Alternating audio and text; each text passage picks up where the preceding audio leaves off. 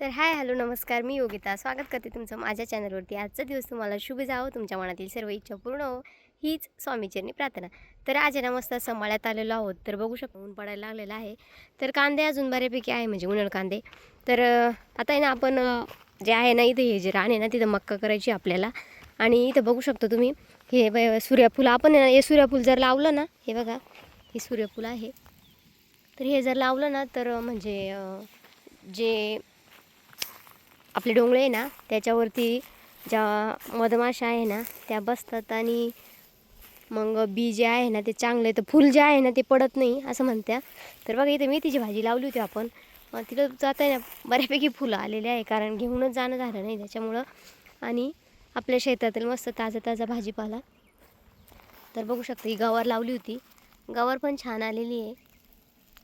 ही गवार आहे, मेथी आणि अजून आहे ना ते कोथिंबीर पण लावली होती, पण ती काही आली नाही आहे.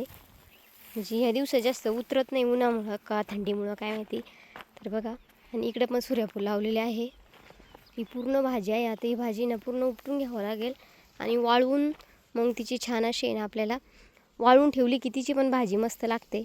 आणि पालक पण आहे, तुम्हाला दाखवते मी.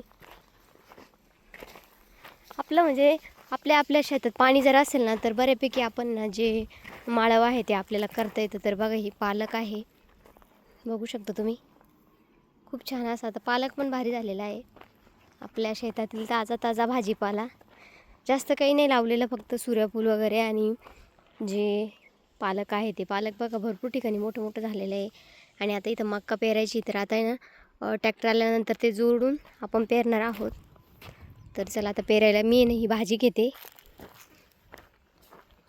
ती फुलं आलेली भाजी ना खूप छान लागते बरं का. हे बघा, आपण आता आहे ना संध्याकाळी जायच्या वेळेस घेऊ, कारण आता जर घेतली तर ती सुकून जाईल. संध्याकाळच्या वेळेस नेणार आहोत आपण. लाल कोराची आहे, लाल कोराची भाजी ना खायला छानच लागते. तर आता नाही बाई चाडं जे आहे ना, चाडच म्हणतं ना, चाडं जे आहे ना ते आता फिट करतोय आणि आपल्याला मक्का पेरायची. तर इथं इथे बघा याला नळ्या जोडायच्या आहे. या नळ्या किती नळ्या जोडावं लागतं? 4.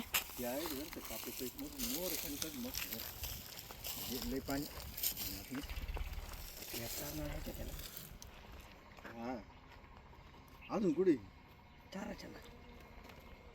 4च राहते. डबल पेरायची.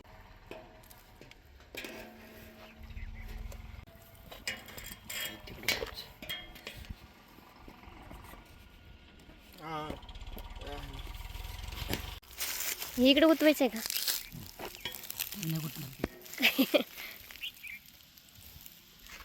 नळच थोडंसं लांब लांब आणावं लागतं ते.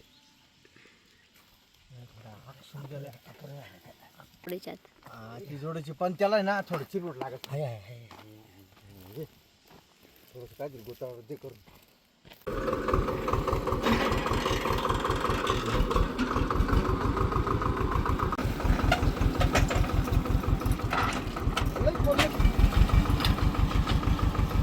तर बघा आता पेरायचं काम चालू झालेलं आहे. हळूहळू चालवते असते, याच्या खाली नका चालू.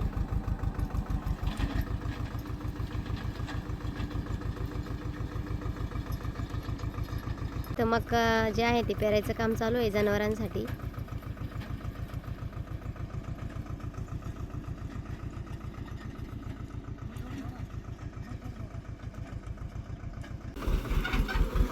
तर आता हे 8 तास घेऊन राहिले.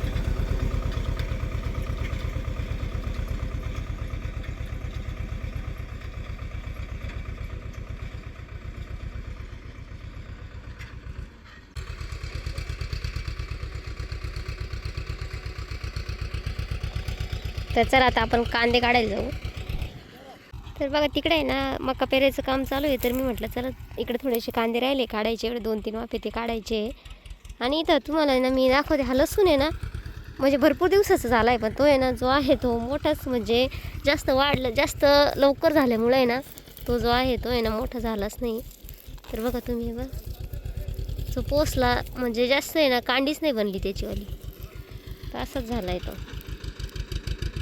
लसूण. काही ह्या वर्षी ना जास्त लवकर झाल्यामुळं असं झाला आहे, तो जास्त पोसलेला नाही आहे. तर चला आता कांदे काढतो, जेवढे होईल तेवढे. एवढे कांदे काढायचे राहिलेले, काही काढलेले आहे. बघा हे आहे शेपा, याला म्हणजे आपण जी शेपूची भाजी खातो ना तेच हे झाड आहे. हे बघा त्याला आहे ना, आता हे वाळलेलं नाही आहे, अजून ओललं आहे. तर वाळल्यानंतर आहे ना त्याला बी येतं.